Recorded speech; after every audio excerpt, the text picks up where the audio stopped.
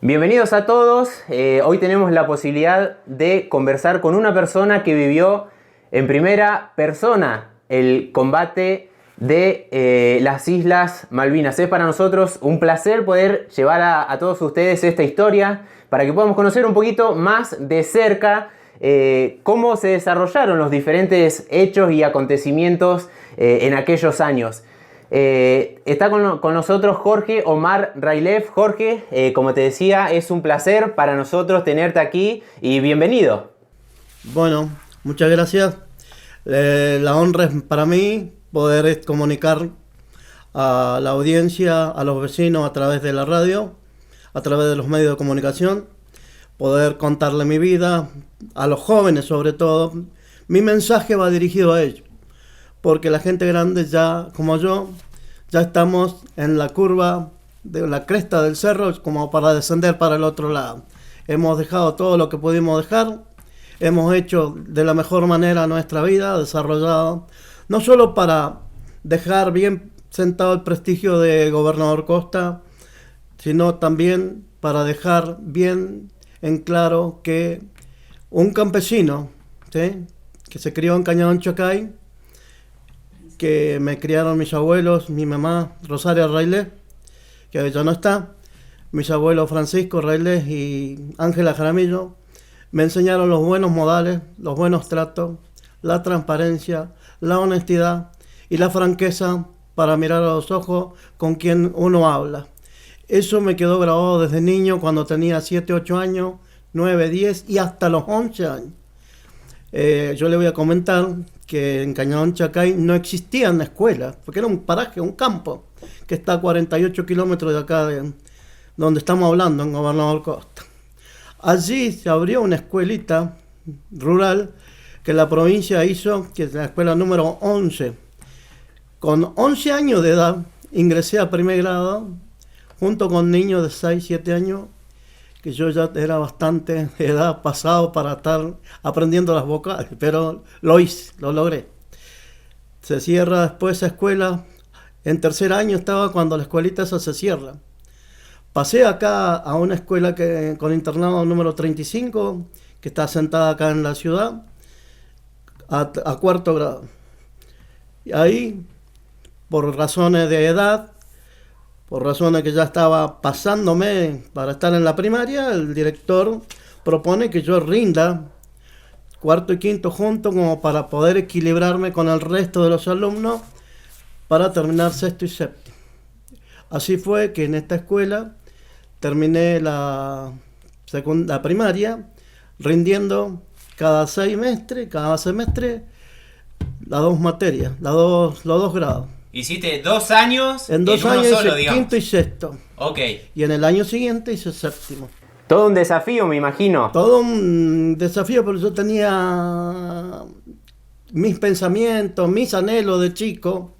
Era no quedarme de peón de campo, no quedarme de puestero, no quedarme de alambrador, no quedarme de esquilador. Digo yo, esto no va a ser nunca para mí. Me lo proponía solo. Desde muy pequeño ya. Desde pequeño. Entonces, digo, yo voy a salir a buscarme la vida de otra manera. Voy a enfrentar la realidad social de otra manera. En aquellos momentos eran otros los términos del campo que utilizaba. Bueno, y así fue que terminando la primaria acá en el 35, el Ministerio de Educación de la provincia de Chubut daba las posibilidades para los alumnos de puntaje buenos a excelentes, una beca que beneficiaba la carrera secundaria en cualquier punto de Argentina. Okay. La provincia de Chubut, el Ministerio de Educación, tenía convenio no solo con las escuelas de acá de Chubut, sino con otros ministerios de educación de otras provincias. Ahí se abre la posibilidad de ir a estudiar la secundaria en Lincoln. Bueno, y así fue, acepté esa beca y pude ingresar a ese colegio hasta quinto año que había aprobado. Ahí me toca el servicio militar, en el año 76. Con 19 años, un 14 de febrero, tenía la cédula de llamada para el servicio militar que me tenía que presentar en Comodoro Rivadavia. Lleno de angustia, tristeza y incertidumbre, Me tomé el colectivo en esa época, no sé si sigue pasando, Donoto.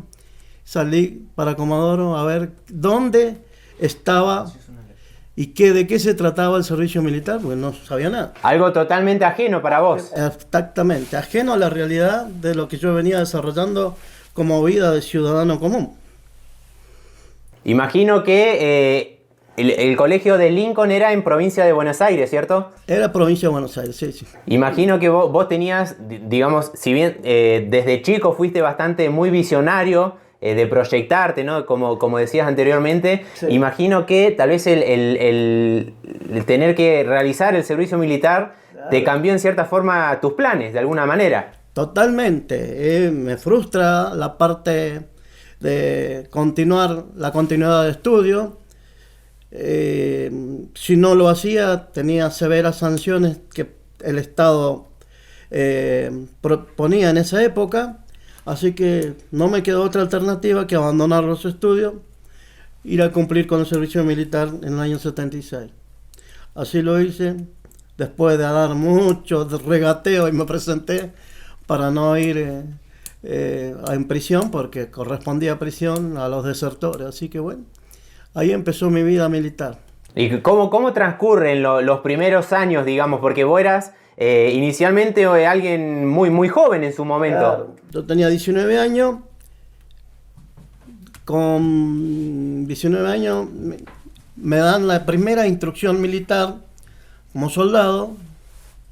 Luego llega el año siguiente, periodo de las bajas. Vos cumplís con una X cantidad de requisitos y te vas. Ok. Una vez que estaba hecho, viene un señor que es de Río Sengel, me dice: Railé, usted tiene condiciones para quedarse en la academia, tiene muy buen estado físico, muy buen estado intelectual, es brillante, podría ingresar. Yo le hago los papeles, usted lo mando allá y puede continuar la carrera. Yo ya estaba de novio, le consulté a mi novia, que hoy es mi esposa. Me dice: sí, andar.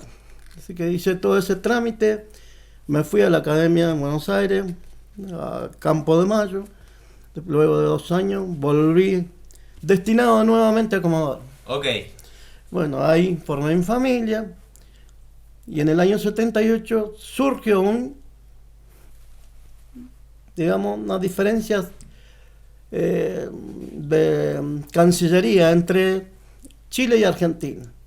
Y no había solución racional a ese diferendo, y por lo tanto estábamos a punto de ir a una guerra. Entonces, la designación, por la especialidad que yo tenía, por montones de atributos que uno va cosechando a lo largo de la vida en la academia, me mandan a la frontera con Chile a poder hacer observador aéreo.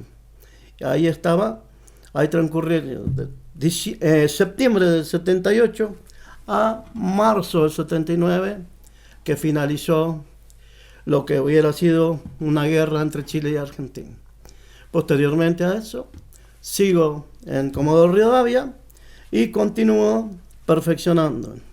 Así que en 1982 se produce el acontecimiento bélico entre Argentina y Gran Bretaña, y del cual formé parte y tuve la honra de poder participar en el campo principal de combate de aquel conflicto. Comentanos un poquito cómo era el día a día de la vida militar en su momento. Este periodo que nos comentabas cuando volviste de Campo de Mayo a Comodoro. Bueno, cuando volví de Campo de Mayo a la ciudad de Comodoro Rivadavia, yo era dibujante proyectista. Al haber tenido la escuela técnica, me perfeccioné en la proyección de dibujo para los planos y todo eso, cartografía, levantamiento de cartografía en distintos puntos del país. Y entonces estaba en una oficina para mover, cambiar, variar, modificar la cartografía en distintos lugares donde se tenía que hacer.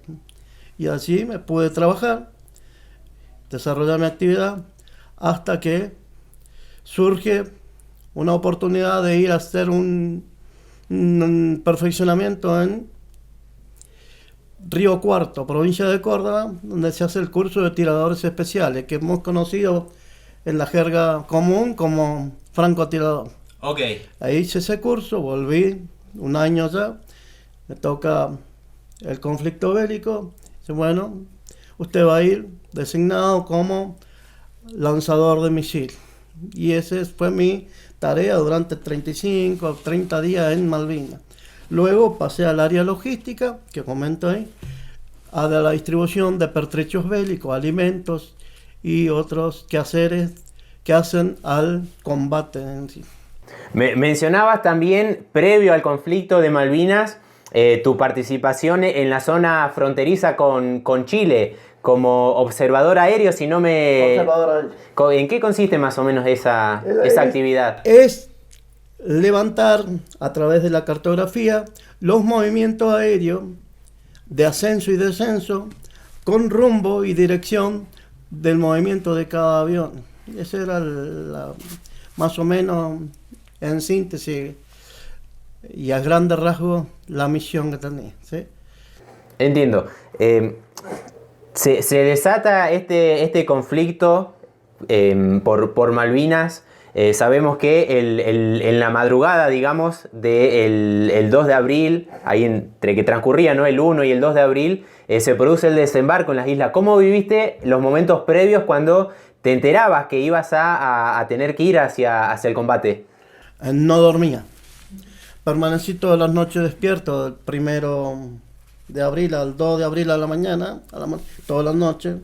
No dormí porque mi preocupación era que de desatarse el conflicto, ¿sí?, iba a tener que ir sí o sí porque era una obligación personal que yo tenía, como un propósito de medirme si estaba bien preparado para la guerra, si todo el preparamiento, la preparación previa que tuve de irme perfeccionando, valió la pena o no valió la pena. Pero como la guerra se hace en conjunto y no individual, claro, vos podés ser brillante, pero en el conjunto se ve el éxito o el fracaso del desarrollo de un conflicto. Imagino, bueno, comentabas anteriormente que habías comenzado a formar tu familia en Comodoro. ¿Cómo se vive también o se vivió en ese aspecto, ¿no? Porque también la preocupación por los que quedan. Sí, mi señora con mucha angustia, tenía 2 hijos chiquitos, Gustavo tenía 3 años cuando yo fui a Malvinas, y Sara, que es la hija mayor, tenía 5. Ambos iban al jardín de infantes, y en el jardín de infantes le enseñaban defensa de protección para los ataques aéreos y eso, le ponían la cabecita, lo ponían debajo de la mesa, cerraban todo, se llama un sistema de oscurecimiento, que no salga la luz hacia afuera. Todas esas cosas practicaban. Pero la angustia de mi esposa en las cartas se veía que era muy, muy intensa para ella.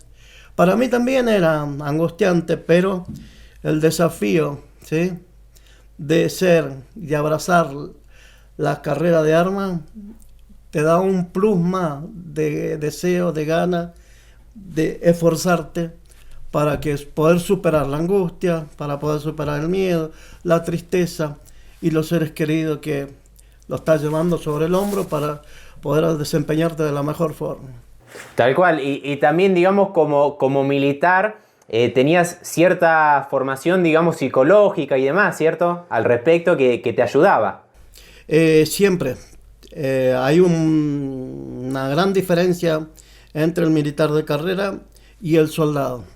El soldado va por una obligación, el militar de carrera va por una profesión. Ahí está la gran diferencia. Tal es así que hoy los soldados cobran la pensión nacional, la pensión provincial y en algunos municipios la pensión municipal. Nosotros, los militares de carrera, solamente cobramos la pensión nacional porque por ley nos corresponde, pero después no tenemos beneficio. ¿Por qué? Porque fuimos por una ley totalmente distinta a la que fue el soldado, ¿sí? Éramos profesionales. Tal cual, una diferencia bastante grande. Comentabas anteriormente esta realidad que se vivía también en el día a día de la sociedad, reflejado en una institución educativa en su momento, ¿no? De en cierta forma, preparación a los niños ante un eventual conflicto. Eso revelaba que evidentemente la realidad en su momento era muy diferente a lo que estamos acostumbrados en la actualidad. Sí, eso más que nada, aparte de revelar, concientizaba a los directivos de los establecimientos educacionales cómo proteger a los niños en caso de un ataque aéreo o un ataque naval por parte del Reino Unido de Gran Bretaña.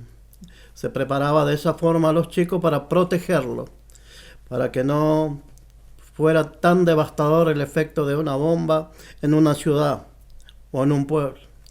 Para eso se hacía eso. La parte de oscurecimiento y protección. Vendría a ser más que nada protección civil, que le llaman desde el punto de vista humanitario la Cruz Roja Internacional. Tal cual, tal cual. Bueno, volviendo un poquito ya al 2 de abril, ¿no? Al desembarco y al inicio, ¿no? de todo el conflicto como tal. ¿Cómo eran las condiciones? Digamos, ya sabemos que las islas, la zona antártica, climáticamente es una zona muy, muy difícil, fría, mucha humedad. ¿Cómo se vivieron esos días?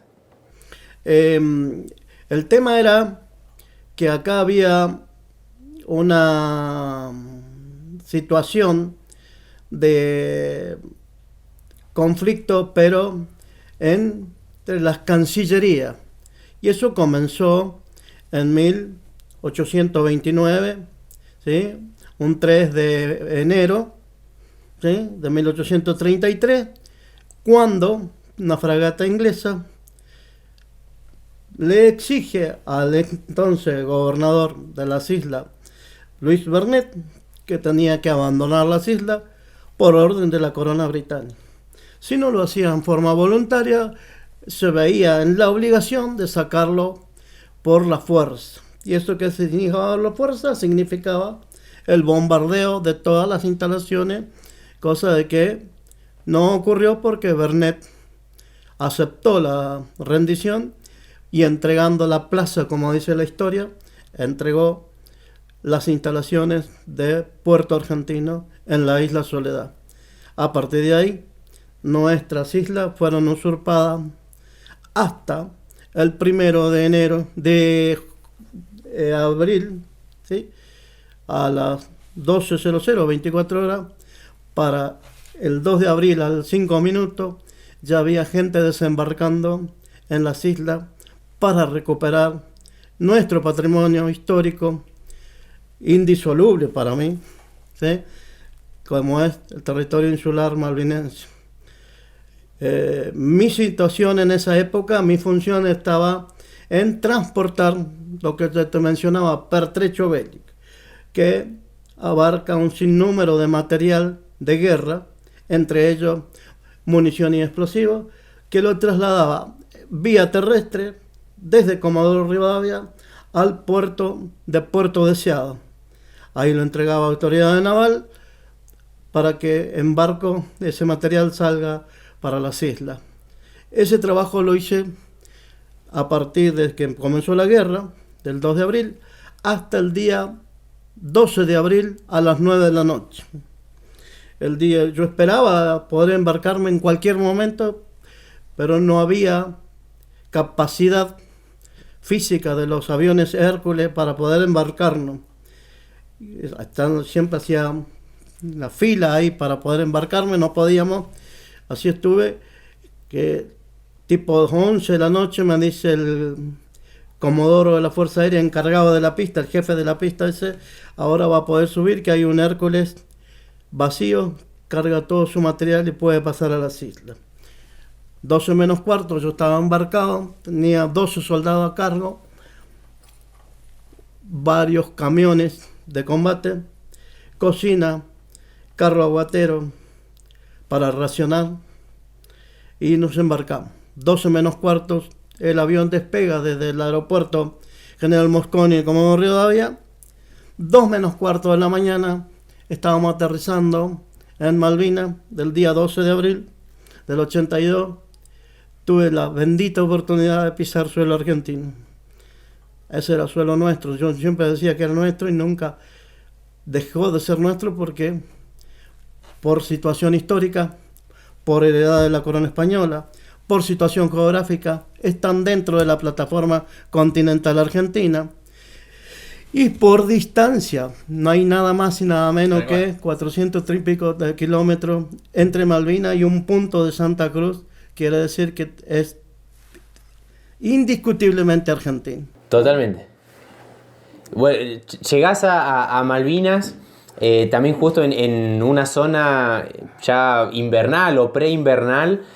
¿Cómo eran las condiciones climáticas y demás? Las condiciones climáticas eran muy adversas respecto de las condiciones climáticas continentales acá.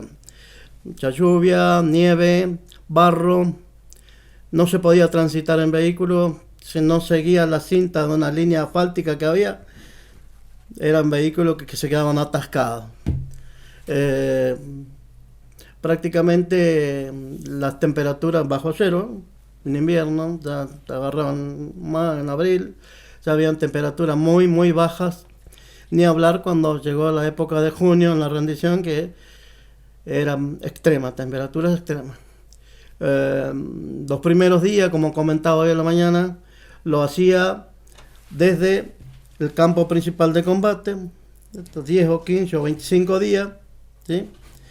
Luego pasé a la parte logística, con tal desarrollo, eso que vos estás interesado, los pertrechos bélicos y alimentos, desde el aeropuerto de Puerto Argentino hasta los centros de distribución de las primeras líneas del dispositivo de defensa que nosotros teníamos para resistir el embate de la fuerza imperial. Perfecto.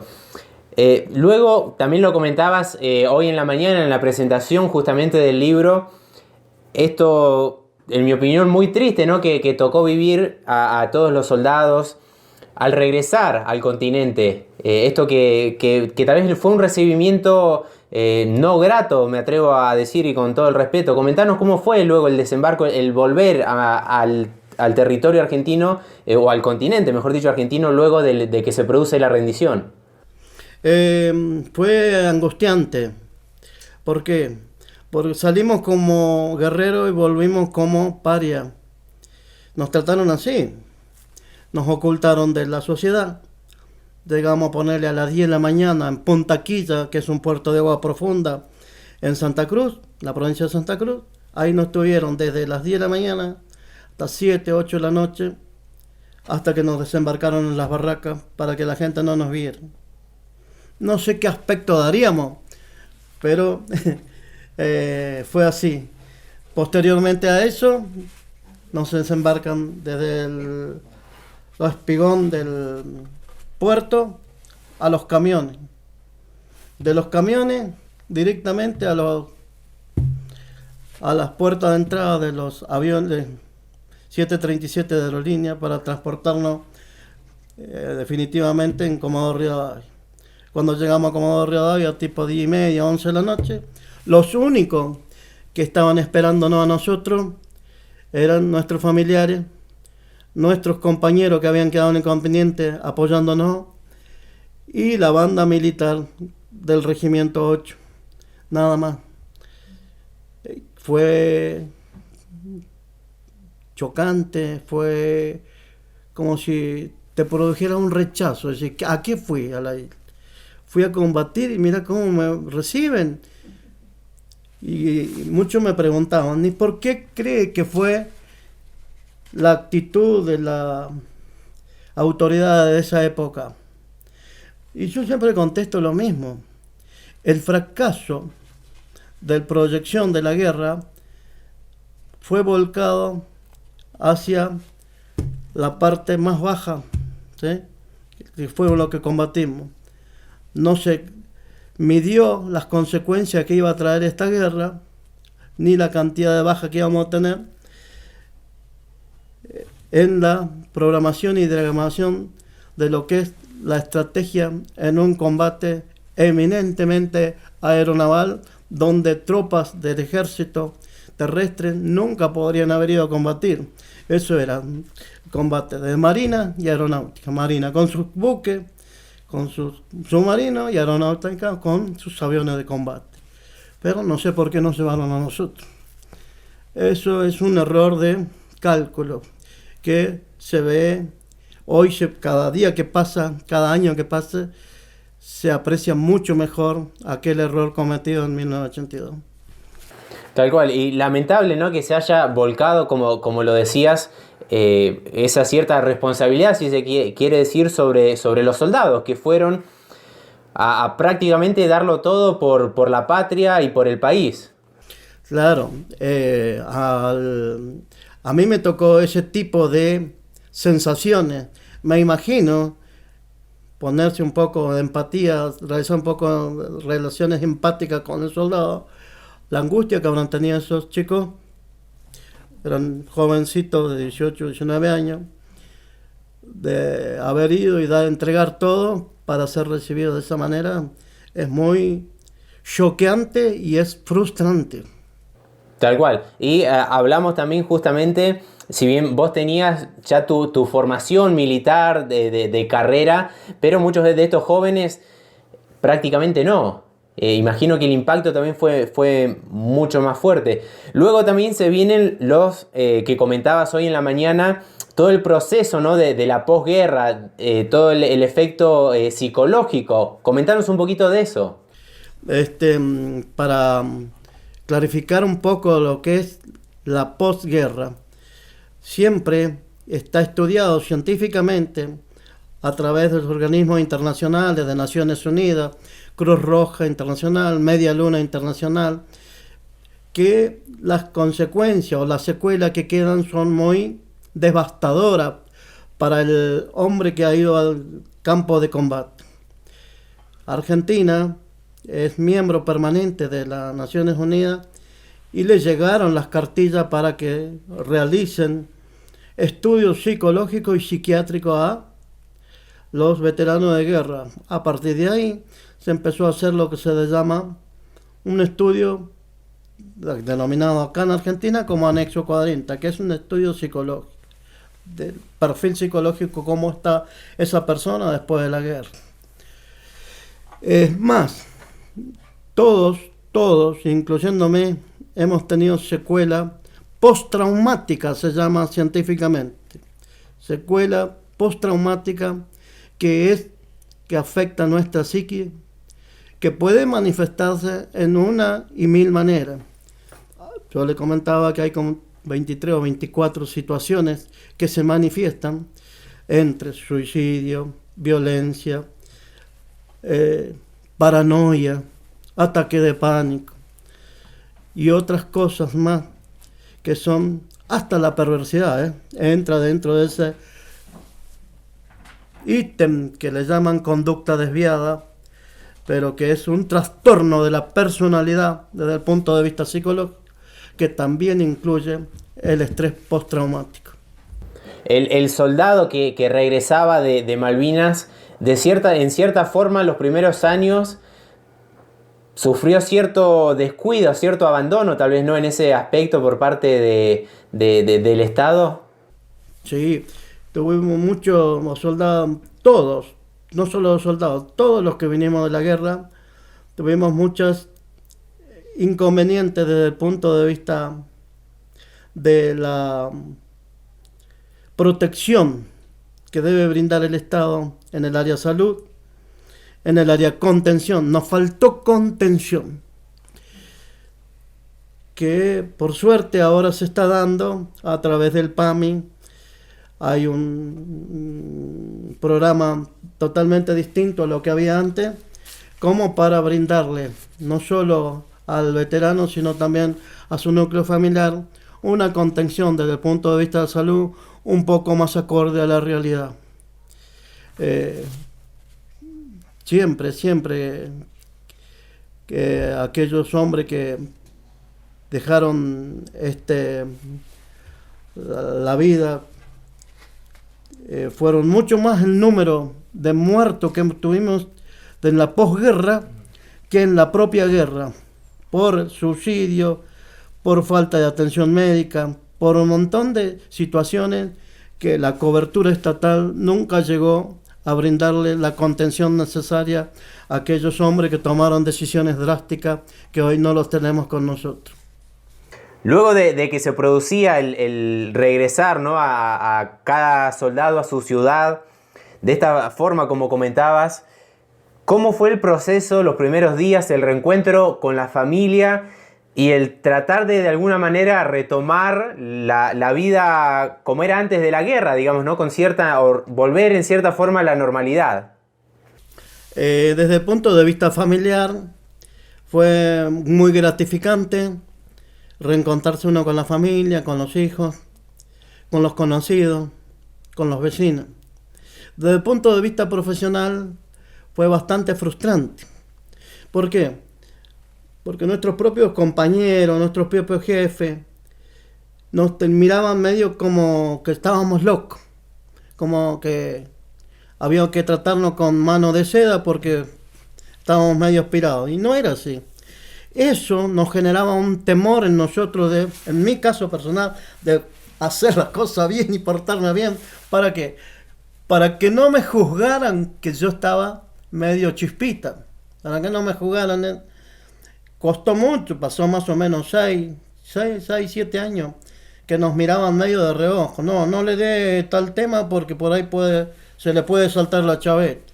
No le dé. Y nosotros somos seres humanos que nos tocó en situación de ir a una guerra y de volver. Nada más. Que cumplimos con la misión que teníamos que cumplir. No hay nada distinto, nada extra, nada extraño. Que quedan secuelas psicológicas, es indudable que quedan, porque está comprobado científicamente. Que quedan algún proceso de manifestaciones desde el punto de vista de la conducta desviada, también. Pero para eso están los profesionales, para eso el Estado tiene que poner a los profesionales a disposición de los veteranos de guerra, para que cualquier anomalía la puedan subsanar o se la puedan canalizar desde el punto de vista terapéutico hacia una salida para la normalización de aquella desviación desde el punto de vista psicológico, que se puede hacer y se debe hacer. Pero bueno, fuimos tratados así, nos costó, desde el punto de vista profesional nos costó mucho adaptarnos. ¿Por qué? Pues si había algo, una actividad riesgosa, dáselo a este que tiene experiencia de guerra, un ejemplo. Entiendo. Por dar un ejemplo, si había una actividad que conllevaba un cierto tipo de extra, de un plus extra en cuanto a la emoción, dáselo a él que yo soy un veterano. Y por ahí caía medio frustrante. ¿Por qué? Pues yo ya padecí la guerra. Quien tiene que aprender es el que viene de atrás. Quien tiene que perfeccionarse es el que viene de atrás. Entonces todo eso faltó a que tuviéramos más protagonismo nosotros, de poder enseñarle a quienes no vivieron una guerra, poder transmitirle nuestro conocimiento. Eso le faltó generalmente en el ejército, no sé, en otras fuerzas armadas. No puedo hablar de marina, no puedo hablar de aeronáutica, pero sí lo viví en el ejército, donde pudiendo aprovechar nuestros conocimientos desde el punto de vista bélico, no lo hicieron. Desaprovecharon una generación que tuvo experiencia de guerra. ¿Y cómo fue en tu caso la percepción de la sociedad para con ustedes? En caso personal mío fue muy gratificante. Gratificante ver el cariño de la gente, el abrazo incondicional de aquel que ni te conoce, pero que sabe que sos veterano de guerra, viene y te abraza, te felicita. Sobre todo se nota más en los días 2 de abril. A 40 años y no sé cuántos años más podemos disfrutar de esto. Hemos percibido, yo lo vi personalmente, se lo comentaba a Gustavo, que tuvimos después de 40 años poder desfilar con mis hijos y mis nietos. Fue una sensación muy gratificante para mí.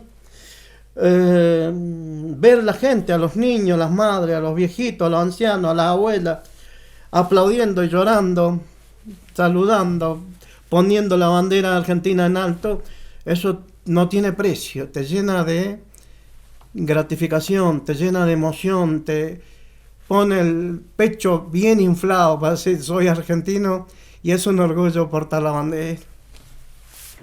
Me imagino. ¿Cómo fue luego la continuación de tu carrera militar? Luego de este proceso de regresar y demás, ¿continuás con tu carrera?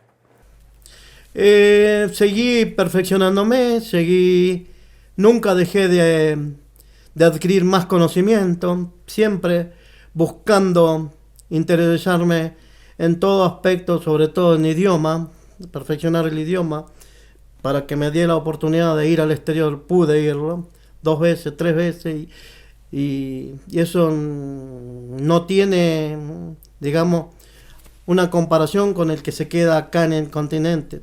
¿Por qué? Porque conoces otra cultura, conoces otra costumbre, conoces otros tratos, otros ejércitos. Compartir con ejércitos profesionales en el mundo y estar a la altura de ellos. Decir, no estamos lejos en lo tecnológico, pero en lo profesional estamos de igual. Entonces eso te lleva a sacar conclusiones, decir, tenemos buena preparación desde el punto de vista estratégico y técnico, nos falta material, nada más, material tecnológico como para estar a la altura de ellos. Después no nos falta nada. Y en cuanto al perfeccionamiento, jamás me quedé quieto. Siempre fui una persona con ganas de hacer algo. Tan es así que después de 2002 decidí ingresar nuevamente a la universidad para hacer una carrera en la Facultad de Humanidades y poder decir hoy, entendí la parte psicológica, entendí la parte de trastorno de la personalidad, entendí lo que es la conducta de vida, entendí lo que es el trastorno postraumático. Todas esas cosas hoy me sirven no solamente para mí, sino para ayudar a compañeros que a lo mejor sufren algún tipo de trastorno de este tipo que le menciono. ¿Podés comentarnos alguna de las muchas experiencias en el exterior? Tuve la oportunidad de tratar compañeros a la distancia. Como la comunicación hoy está globalizada, tenía un compañero en Chipre, tenía graves problemas, algún trastorno de su conducta y tenía manifestaciones bastante llamativas y pude tratarlo. Ese tipo de diálogo que yo tenía con él se lo llevé a mi profesor de psicología. Posteriormente, el mismo diálogo se lo llevé al profesor de psiquiatría y ellos me guiaron cómo seguir tratándolo hasta poder sacarlo a flote. Y cuando regresó, ya el tipo había salido de ese trance, de ese trauma. Entonces ese fue mi primer trabajo de campo desde el punto de vista del profesional. Y ahí me gustó mucho más poder ser útil para la sociedad. Tal cual, continuar brindando un servicio, ¿no? Luego del conflicto bélico. ¿Cuál crees que es la importancia actualmente del ejército, de la formación militar? Sabemos que los conflictos bélicos en ocasiones se continúan desarrollando, nacen nuevos conflictos como el que está sucediendo actualmente. ¿Cuál debería ser la actualidad del ejército respecto a la sociedad, al servicio militar, a la preparación? Eso ya prácticamente está normado. Está normado a través del Ministerio de Defensa, junto con el Poder Ejecutivo y el Legislativo. Hace unos días ya sacaron la directiva de la misión que tiene el ejército, que van a tener las Fuerzas Armadas, las Fuerzas de Seguridad. Que no te lo voy a explayar en grande porque es un sinnúmero de ítems por el cual deben desarrollar su actividad. Sigue normal la actividad de las Fuerzas Armadas, con otro tipo de misión, que ya no es la misión que tenían en 1982, con otro tipo de enfoque para la realidad de catástrofe, conflicto exterior, agresión externa. Ha cambiado, ha variado. Yo lo leí, lo vi un pantallazo, me metí en la red social las publicaciones que se hace el BORA, Boletín Oficial de la República Argentina. Ahí salen todos los proyectos que Nación publica y promulga para las Fuerzas Armadas, para distintos ámbitos y quehacer de la vida de los argentinos. Así que en síntesis es eso. Ha cambiado, ¿no es cierto?, la misión, pero sigue todo como desarrollándose como si no existiera ningún tipo de variación en la misión, pero ha cambiado. Entiendo. Por último, y como para ir ya finalizando, ¿qué consejo le darías a la gente de mi generación que tal vez no vivió la época de la guerra en primera persona y que muchas veces tenemos que basarnos de un libro o de algún archivo histórico para comprender un poco la época? Que no se queden solamente con el libro que yo les presento, que no se queden con la opinión de el video que estamos grabando, que busquen, que indaguen todos los acontecimientos que se han desarrollado en Malvinas. Están en las redes sociales, las anécdotas. Uno entra en el archivo histórico de la Nación, que calle 25 de mayo del 250 en Capital Federal. Ahí tienen www.archivo histórico de la Nación. Entran a esa página, lo que quieren saber ponen barra. Se pueden googlear. Hoy no hay nada secreto, está todo publicado en online, así que lo que le pido es eso, no se queden con el libro, me gustaría que lo critiquen al libro, que dialoguen con lo que dice en el libro. ¿Para qué? Para que tengan una conclusión certera de lo que pasó en la... Yo le estoy dando en primera persona lo que me pasó, ¿sí? ¿Cómo lo viví? ¿Cómo se desarrolló? ¿Qué pasó posterior a la guerra? Y hoy, a 530 años del acontecimiento más importante del descubrimiento de América, seguimos luchando la cuestión Malvinas en todos los foros. Que conozcan qué pasó en Trafalgar, qué pasó con el Tratado de Utrecht. ¿Vos sabés lo que pasó con el Tratado de Utrecht? No. Bueno, en el Tratado de Utrecht se firma la paz y el reconocimiento de España como propietario desde el Caribe hasta Tierra del Fuego de toda la costa continental. Las otras potencias debían respetar la navegación y no tenían prohibido de parte del reino de Castilla instalarse en cualquier punto de la costa continental marítima argentina. Aceptaron. Esa paz de Utrecht lleva que en el proceso de expansionismo de los imperios, Portugal, España y Inglaterra, salieran a la caza de distintos continentes, que finaliza con el proceso de emancipación en los 5 continentes, tanto Asia, Europa como América, a partir de 1800. Tal es así que en 1810 nosotros tuvimos la oportunidad de sacarnos ese peso grande de 400 años de esclavitud de parte de la corona española. Jorge, comentanos un poco tu experiencia con los cascos azules. ¿En qué consistió? ¿Cómo fue? Bien. En el año 93 estaba destinado en la guarnición militar Córdoba, en la brigada de paracaidistas. Allí surge la posibilidad de poder integrar el batallón de Ejército Argentino 4. Como te reitero, tenía conocimiento de idioma, tuve esa posibilidad de ir. Eso fue en Eslabonia Oriental. Okay. Desarrollando actividad de paz. Tuve la oportunidad de trabajar codo a codo con los ingleses, que habían sido nuestros circunstanciales enemigos en 1982.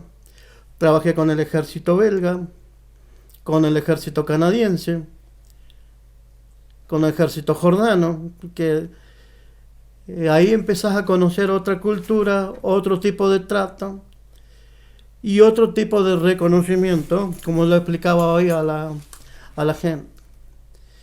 Después vengo a la Argentina, posterior a eso, a esa misión, sale otra, que es una misión UNTAES que se llama, que también lo hicimos en la Baraña de la parte de Kosovar, de Kosovo. Allí también fuimos de nuevo a trabajar con los ingleses, belgas, italianos, franceses, alemán. De todo un poquito aprendí de distintas expresiones lingüísticas, italiana, flamenco.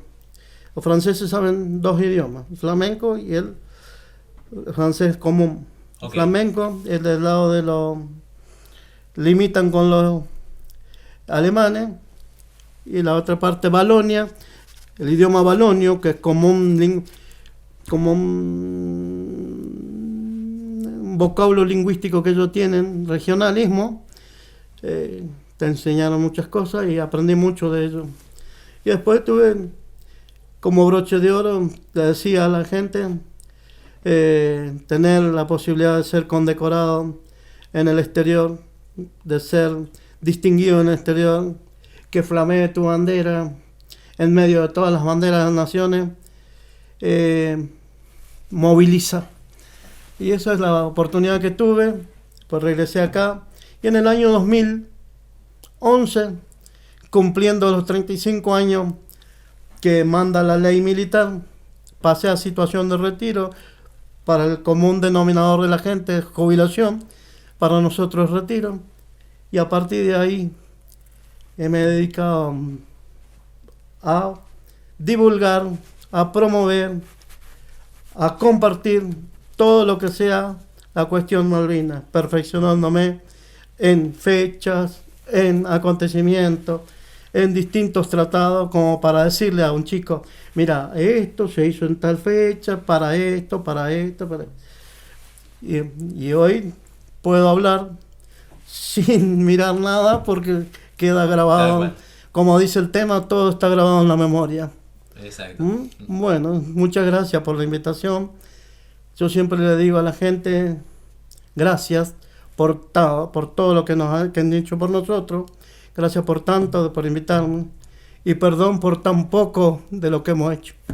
Jorge, un placer, sin duda. El pueblo argentino en su conjunto, todas las generaciones futuras están y estamos y estaremos en deuda de honor, de reconocimiento para con ustedes, para con tu persona, para con todos aquellos que desafortunadamente no regresaron, pero siempre, y esperemos que siempre se perpetúen en la memoria del pueblo argentino. Realmente muchas gracias. Y esperemos que muchas personas puedan conocer de tu historia y de la historia de Malvinas a través de este libro y de esta entrevista. Muchas gracias. No, gracias a ustedes. Perfecto, muchas gracias y los invitamos a compartir este video.